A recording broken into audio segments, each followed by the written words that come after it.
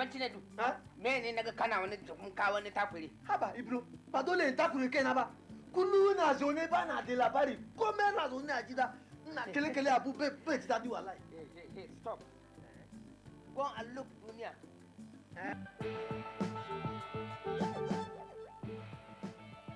Cette grande édition d'information. Monsieur, dames, bonsoir. Merci d'avoir choisi la télévision Dunia pour vous informer. C'est une circulation fluide et des conducteurs totalement à l'aise au volant de leur voiture. Page inter de cette édition. Voilà Hugo Chavez quand il s'agit de parler en public. Ses déclarations ont fait le tour du monde. Voilà, ici se referme ce journal.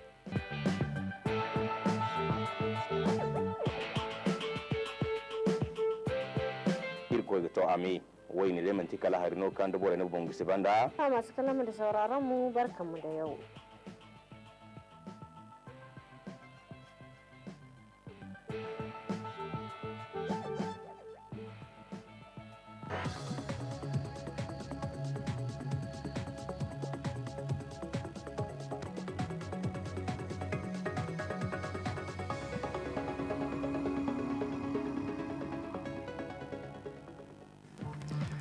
Le président de la République, Issoufou Mahamadou, était l'hôte des populations de Dosso et Gaïa à Dosso, où le président de la République a visité les chantiers de la fête tournante du 18 décembre à Dosso-Soga. Détail dans ce journal. Une rencontre dans le but de préparer la première édition de la Journée nationale de la liberté de la presse entre responsables des médias suivre la teneur dans un instant. Un café statistique organisé par l'INS, objectif faire comprendre à l'opinion le dernier classement du Niger sur l'IDH. Mesdames, Messieurs, bonsoir. Bienvenue à cette grande édition d'information sur la télévision Dunia. Avant le développement de tous ces titres, à retenir que le président de la République, son Excellence Issoufou Mahamadou, est depuis ce matin à Accra, au Ghana. Le chef de l'État du Niger prend part au sommet, à la session extraordinaire de la conférence des chefs d'État de gouvernement de la CEDEAO. À ce sommet qui s'est ouvert aujourd'hui, entre autres points qui seront débattus, la fièvre Ebola et la crise au Burkina Faso. Nous y reviendrons plus en détail par rapport donc à ce sommet de la conférence des chefs d'État extraordinaires et de gouvernement donc de la CEDEAO dans nos prochaines éditions. Venons-en donc au détail par rapport au titre de ce journal. Je l'annonçais, visite hier du président de la République à Dosso, suivi d'un meeting à Gaïa, accompagné par plusieurs personnalités de la 7e République et des chefs des missions diplomatiques accrédités dans notre pays. Le président de la République est allé s'enquérir des conditions de vie de nos populations dans cette région, mais aussi de l'état d'avancement des travaux de la fête tournante du 18 décembre à Dosso-Soga. Un accueil lui a été réservé par ces dites populations. Accueil important, bien sûr. Le récit avec Aoussi Abdraman Seyniaï.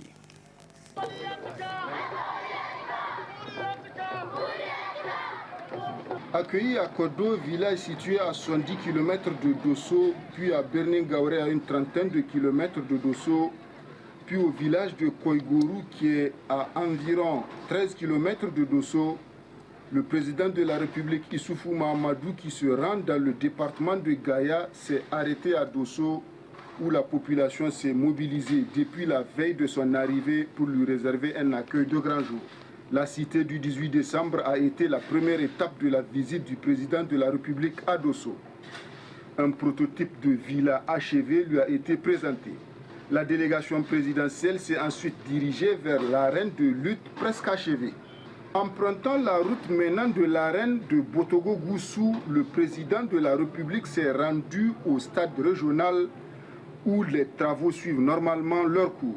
Arrivé au gouvernorat de Dosso où une foule s'est rassemblée pour l'accueillir, le président de la République a tenu un point de presse dans lequel il a manifesté son optimisme quant au bon déroulement des préparatifs de la fête du 18 décembre et surtout à remercier la bonne volonté de ceux qui sont à la tête de la gestion de ces travaux.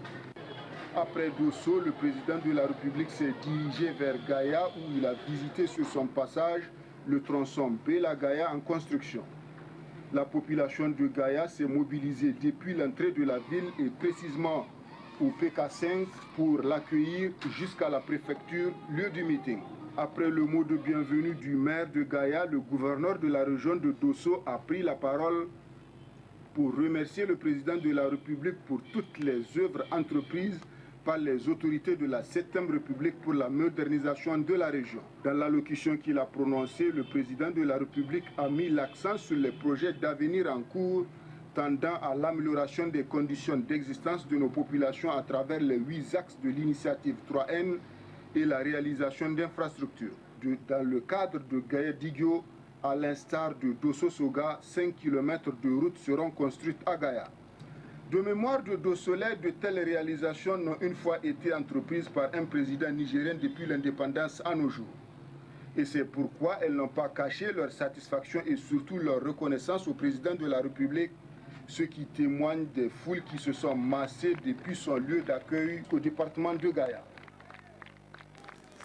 Et puis à suivre l'essentiel de cette visite du président de la République, Issoufou Mahamadou, à Dosso et à Gaïa.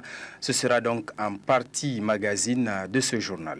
Cela dit, le premier vice-président de l'Assemblée nationale, Daouda Marté, lui a accordé ce matin une audience au représentant spécial de l'Union européenne pour le Sahel, M. Michel Réveillard, en visite donc dans notre pays. Et c'est une visite dans le cadre de la réunion des pays contributeurs de la MINUSMA. Au cœur de la rencontre, la situation au Sahel qui est dominée, vous le savez, par des attaques terroristes. Michel Réveillard, que je propose de suivre à sa sortie d'audience. On va avoir une discussion très passionnante avec le premier vice-président de l'Assemblée nationale. Moi, je suis toujours très heureux de rencontrer les assemblées nationales dans les pays où je voyage, dans la région du Sahel, parce que la vie parlementaire, l'Assemblée est un lieu extrêmement important de la vie politique, notamment dans une démocratie qui se consolide petit à petit. Donc nous avons eu un large échange sur la situation politique du Niger aujourd'hui, sur la préparation des prochaines échéances électorales qui ne sont pas si loin que ça, et mettre à jour un fichier électoral, ça prend du temps. Je comprends qu'aujourd'hui il y a une très bonne méthode de travail avec les différents partis politiques pour avancer dans ce domaine. Nous avons aussi fait un large tour d'horizon de la situation régionale. L'Union européenne a fait des questions de sécurité dans la région sahélienne une de ses priorités il y a quelques années déjà. Nous essayons d'être le plus actifs possible. La lutte contre le terrorisme, c'est beaucoup de choses. C'est le renseignement, c'est les forces de police, c'est les forces armées. Donc nous avons aujourd'hui au Niger une très importante mission de sécurité qu'on appelle EUCAP Sahel, qui depuis plusieurs années maintenant est engagée dans la formation des différents services qui sont très actifs et qui contribuent à ces forces de sécurité, à la consolidation de la lutte contre la terrorisme. Nous allons continuer. Nous voulons faciliter les échanges entre les pays de la région parce que le terrorisme, il ne reste pas dans un seul pays, il est vite à cette échelle régionale, vers l'Est, vers le Nord, vers l'Ouest en particulier. Et donc pour nous, c'est très important d'essayer de consolider les liens, les coopérations entre les différents pays de la région. Vous savez, les terroristes, ils sont internationaux, les États sont nationaux. Et il y a là quelque chose qui est un grand challenge pour tous les pays de la région, pour la communauté internationale aussi, d'essayer d'agir au bon niveau, à la bonne échelle, pour essayer de faire face à tous ces enjeux. Mais nous sommes un partenaire du Niger dans la lutte contre le terrorisme et nous le resterons en essayant d'être petit à petit le plus efficace possible, avec des relations très étroites avec les responsables nigérians. On arrive à être efficace en travaillant très étroitement avec les Nigériens, avec les responsables nigériens. C'est comme ça qu'on arrive à bien identifier les besoins et à ajuster notre coopération. L'auditorium Mohamed Sani Bakou du ministère des Affaires étrangères a servi de cadre ce matin pour une rencontre nationale de sensibilisation et d'échange sur la libre circulation des personnes et des biens dans l'espace CEDEAO. Organisé par l'ONG Jeunesse, Enfance, Migration, Développement, JIMED Niger. Objectif général de cette rencontre est de sensibiliser les participants sur les principes de la CEDEAO, la libre circulation des personnes et d'échanger sur leur mise en œuvre. Le compte-rendu est signé Ralia Sani et Sambouzamou. Cette rencontre nationale de sensibilisation et d'échange sur la libre circulation des personnes et des biens dans l'espace CEDEAO, organisée par l'ONG Jeunesse, Enfance, Migration, Développement, JIMED Niger, rentre dans le cadre du projet Migration et Développement de la cellule nationale CEDEAO, dont la mission est de promouvoir la libre circulation des personnes et des biens. La libre circulation des personnes et des biens est au centre des préoccupations de la CEDEAO, et cela depuis fort longtemps. En effet, les États membres de la CEDEAO se sont engagés sur cette voie difficile mais irréversible à travers l'adoption dès 1975 à Dakar d'un protocole sur la libre circulation des personnes et des biens. Cette adoption procède de la volonté des États à garantir la libre circulation des personnes et des biens, mais constitue également une occasion pour ces États de constituer un espace économique régional capable de favoriser l'intégration économique et sociale, condition importante, sinon nécessaire pour un développement harmonieux de la sous-région. La question de la réintégration des retournés nigériens a toujours constitué une préoccupation pour le gouvernement nigérien. Ainsi, au cours de ces 3 jours que dureront les travaux de cet atelier, il s'agira de renforcer les capacités du personnel des services impliqués dans la question de réintégration en vue de pallier aux conséquences que le retour de ces milliers de Nigériens pourrait avoir sur eux-mêmes et sur leur communauté d'origine.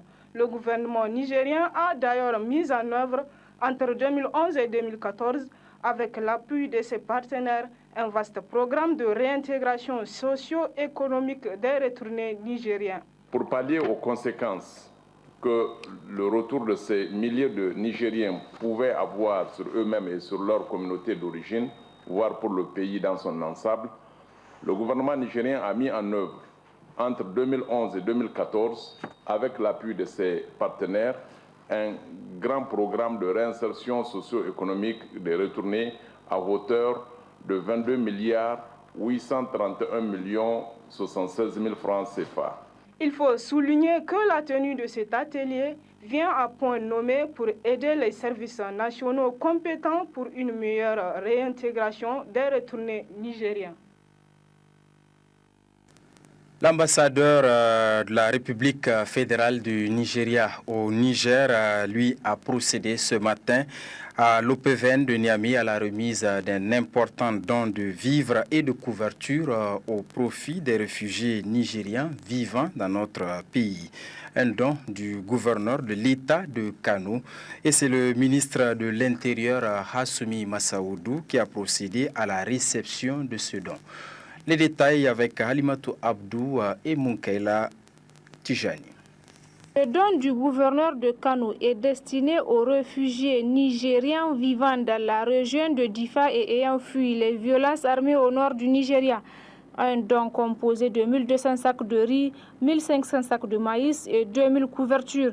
Le ministre de l'Intérieur Hassoumi Massaoudou, procédant à la réception de cet important don, a tout d'abord réitéré au nom du président de la République ses remerciements au gouverneur de l'État de Kano avant de rassurer que le présent don ira directement dans les mains des bénéficiaires. Le gouvernement du Niger, conformément à sa tradition d'hospitalité et à ses obligations internationales, a accordé l'asile aux réfugiés pour des raisons strictement humanitaires. Ces déplacés du Nigeria bénéficient de la part de l'État et de ses partenaires d'une assistance et d'une protection appropriée. Ce don, composé de 1200 sacs de riz, 1500 sacs de maïs et 2000 couvertures, va certainement renforcer l'assistance humanitaire au profit des déplacés. du Nigeria et des populations hôtes qui ont partagé avec ces derniers leur nourriture, leurs habitations, bref, tout ce qu'elles ont de plus précieux. Mesdames et messieurs, c'est aussi le lieu de souligner l'important don apporté par le gouverneur de Kano au profit des sinistrés des inondations de 2012. Cette importante aide a permis d'assister plus de 5000 ménages sinistrés. À cela s'ajoutent divers appuis dans le domaine de l'éducation et bien d'autres domaines.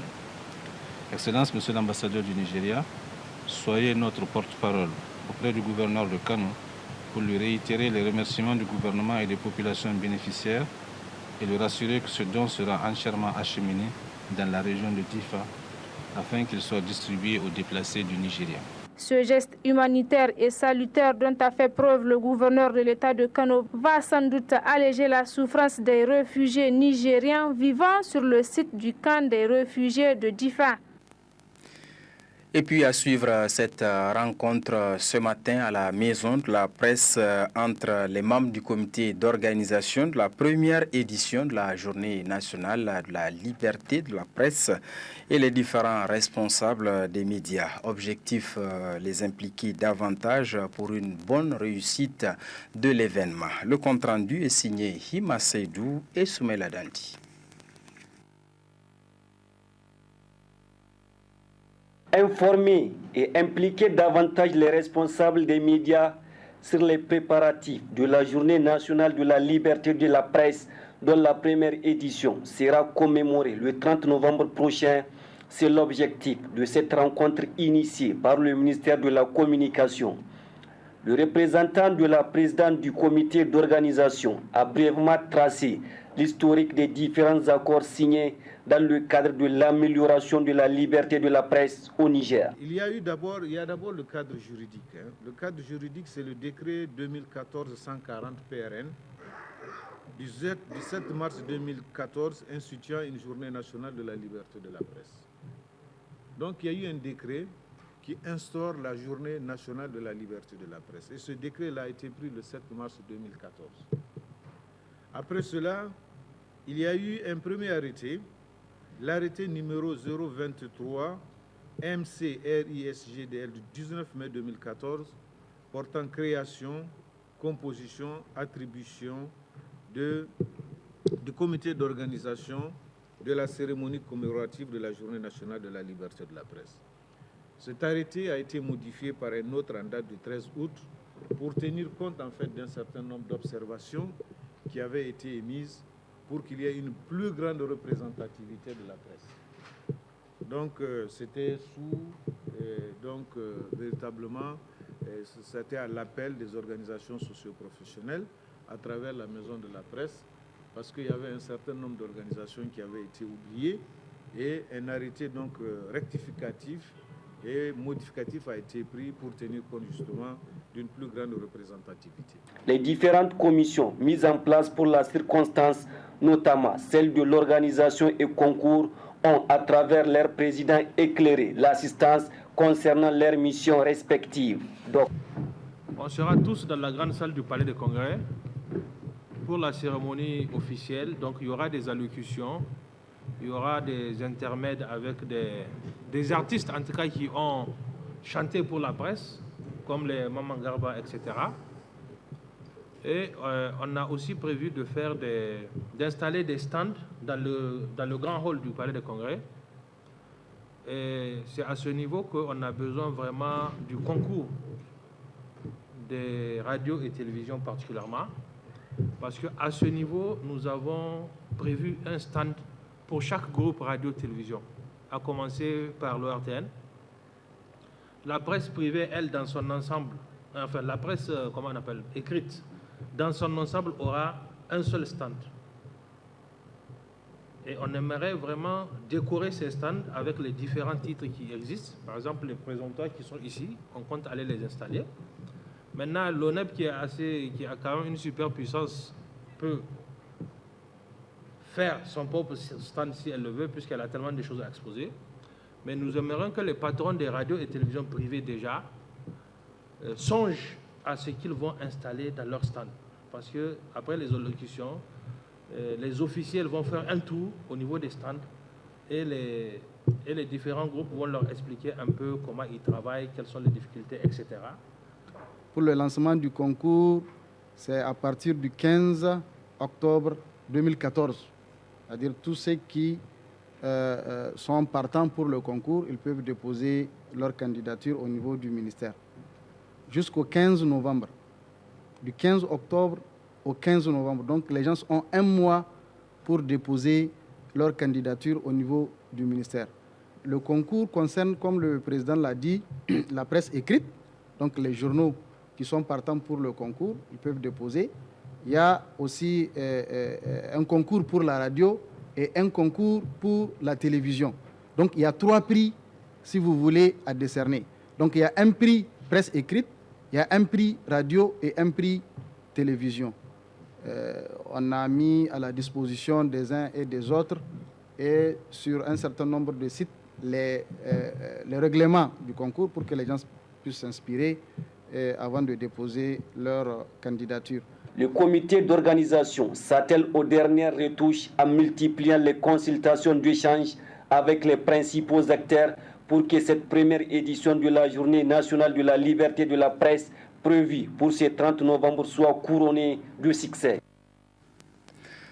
Café statistique ce matin organisé par l'Institut national de la statistique sur le classement du Niger. Un classement effectué avec les indices de développement humain de chaque pays.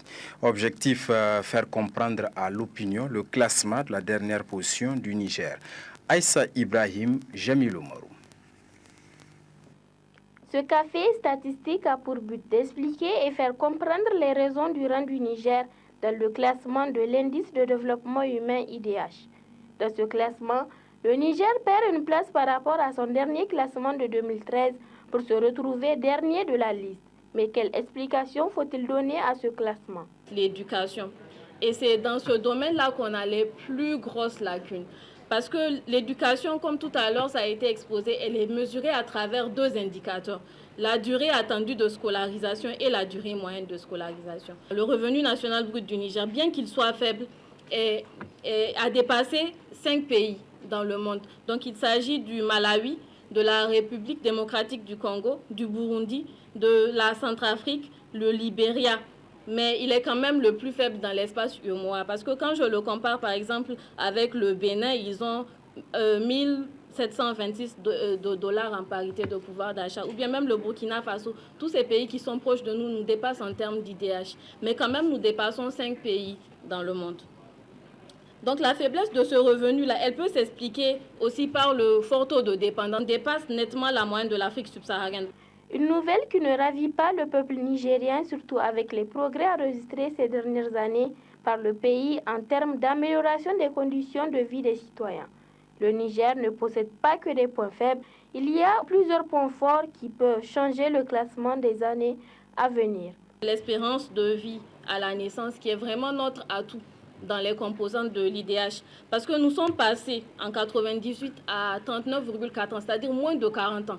En 1990, le Nigérien moyen peut estimer vivre pendant 40 ans, alors que maintenant, ça s'est amélioré. En 2013, cette espérance de vie à la naissance est estimée à 58,4 ans.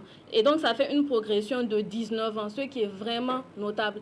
D'ailleurs, même dans le classement dans le monde, nous dépassons 20 pays. Avec les politiques qui ont été mises en œuvre, comme la gratuité des soins pour les enfants de moins de 5 ans, la gratuité de la césarienne, la gratuité des soins prénataux, ont fait en sorte qu'on ait pu baisser la mortalité infantile de près de 40% en 10 ans, ce qui est vraiment exceptionnel. Et dans le domaine de la santé maternelle aussi, on a baissé la mortalité maternelle de la femme de plus de 23%. Donc c'est vraiment des avancées qui ont permis que nous sommes bien classés au niveau de cet indicateur. Après les questions et les discussions avec les invités et les participants, des conclusions et des recommandations ont été formulées. Tout est prioritaire au Niger, mais il faut prioriser d'abord l'éducation. Parce que si pendant des décennies, pendant des années, nous pouvons investir dans l'éducation, que ce soit le primaire, que ce soit le secondaire, que ce soit le supérieur, si dans 5 ans, 10 ans, nos enfants, eux, qui seront là, quand ils vont faire la mesure de l'IDH, le classement du Niger va changer. Que faire? Comme je l'ai dit, il faut d'abord comprendre ce qu'est l'IDH. Femmes et hommes de médias, vous avez compris un peu ce que c'est l'IDH. Si on a compris ce que c'est l'IDH, si on a compris comment on le calcule, si on a compris pourquoi le Niger est dernier, je crois que c'est ce que j'avais dit. Pourquoi? Le revenu, nous avons dit, oui, même si on crée des richesses, nous avons une jeunesse. Nous avons, disons, une proportion très élevée des inactifs. Avec les avancées considérables du Niger sur le plan éducatif et la mise en place de nouveaux programmes d'urgence efficaces concernant la sécurité alimentaire, le Niger pourra mériter un meilleur classement les années à venir avec l'engagement des uns et des autres. Le syndicat national des agents fonctionnaires et contractuels de l'enseignement secondaire SINACES a rendu public hier une déclaration de presse. La dite déclaration est relative au paiement à terme échu des pécules des contractuels. La teneur de cette déclaration avec Jariri Labo Seydou, il est secrétaire général du SINACES. Suite au préavis des grèves déposées par le syndicat national des agents fonctionnaires et contractuels de l'enseignement secondaire SINACES pour les 6 et 7 novembre 2014, une rencontre a été initiée sous la présidence du directeur du cabinet de la ministre des enseignements secondaires. Des discussions ont été engagées sur les 4 points objets du préavis, desquels le ressort ce qui suit. Du point 1, relatif au paiement à terme échu des pécules des enseignants contractuels. Tout en reconnaissant la légitimité de cette revendication, les deux parties ont reconnu les efforts des services du ministère des enseignements secondaires en charge du traitement de cette question. La partie gouvernementale a expliqué l'engagement pris dans le cadre des protocoles d'accord avec le CEPRAS pour accélérer le processus de paiement des pécules et améliorer la mise en place des AD en région afin que le paiement soit effectif avant le terme échu à l'échelle nationale. Du point 2, relatif à la publication des arrêtés de nomination et d'avancement automatique. Les deux parties ont constaté avec satisfaction l'obtention et l'attribution des postes budgétaires aux enseignants concernés par cette question. La partie gouvernementale a rassuré le SINACES de la diligence entretenue pour que dans les meilleurs délais, tous les enseignants soient mis en solde. Le syndicat prend acte de cette prédisposition et exhorte le gouvernement à accélérer la procédure le plus tôt possible.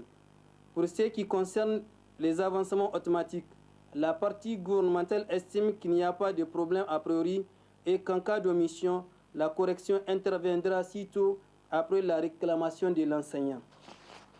Du point 3, relatif à la prime de craie et son rappel, les deux parties constatent avec satisfaction que cette prime est octroyée à l'ensemble des enseignants contractuels du secondaire et les rappels ont été faits à tous les concernés.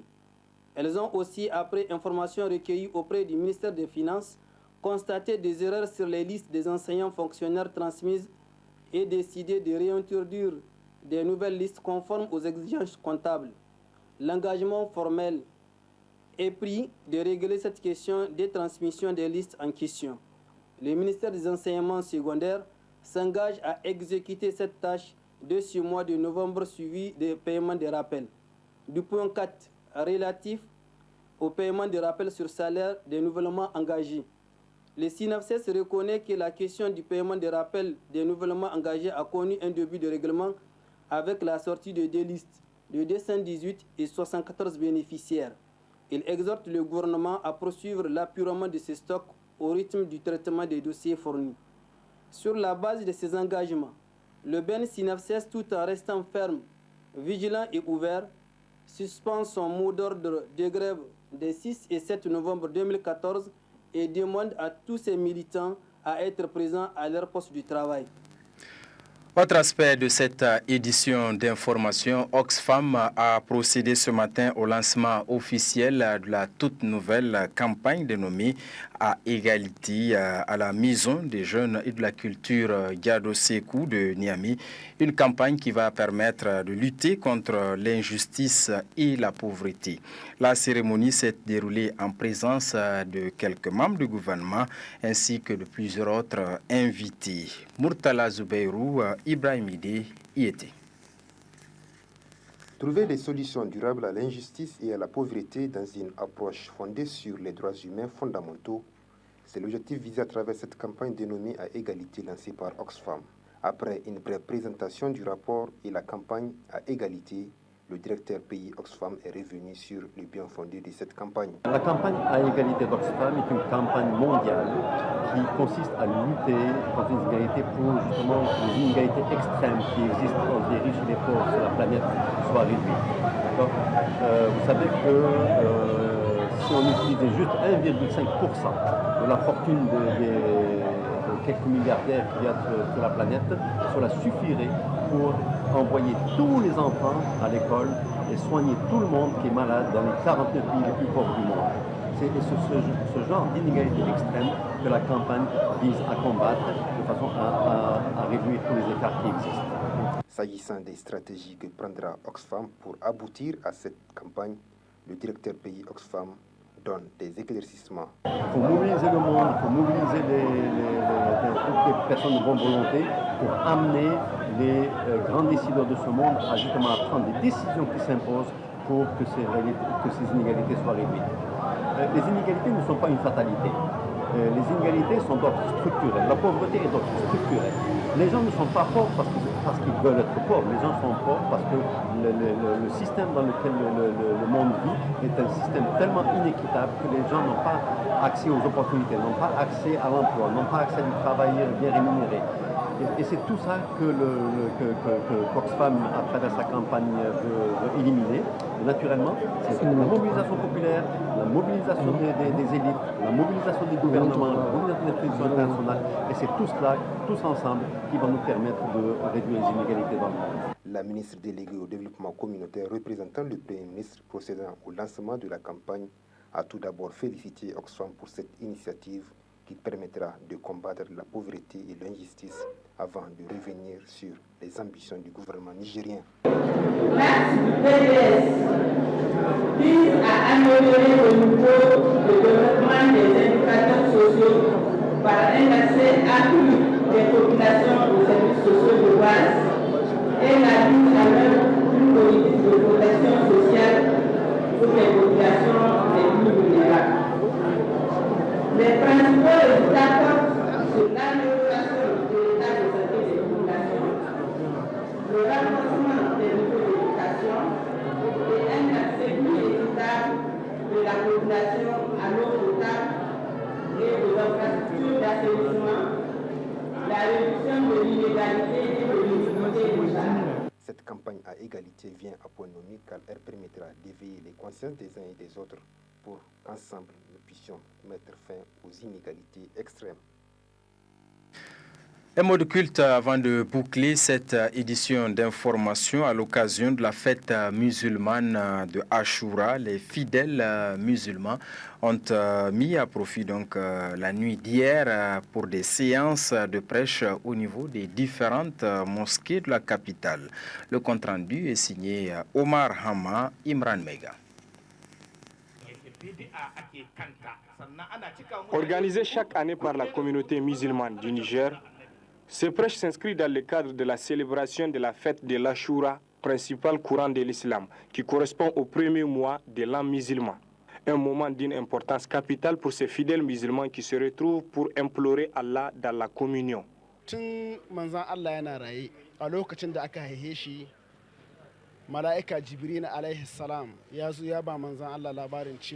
À la naissance du prophète Mohammed, paix et salut sur lui, Dieu a envoyé l'ange Gabriel pour lui dire qu'après sa mort, les ennemis de l'islam tenteront de diviser les musulmans.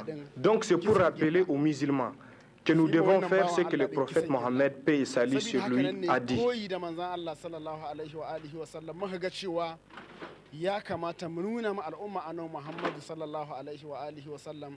Addinin da ya tahe ya bar shi karkashin jagoranci na 'yan gidansa, to waɗansu mutane sun ɗauki wannan jagoranci sun kashe wani gida.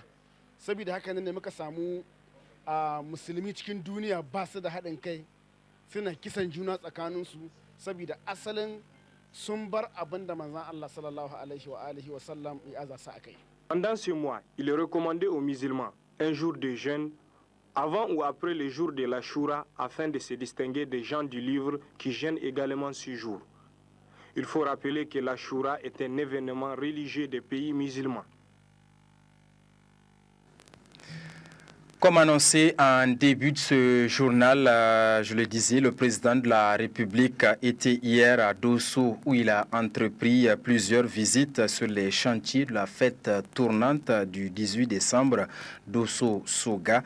Issoufou Mahamadou a participé également à Gaïa, un grand meeting organisé par les populations du Dandi. À suivre juste donc après cette édition d'information, l'intégralité donc de ces deux périples du chef de l'État, Issoufou Mahamadou. Merci donc à toute l'équipe technique et rédactionnelle qui m'ont aidé à présenter cette édition d'information. Merci une fois de plus de l'avoir suivi. Au revoir, à très bientôt.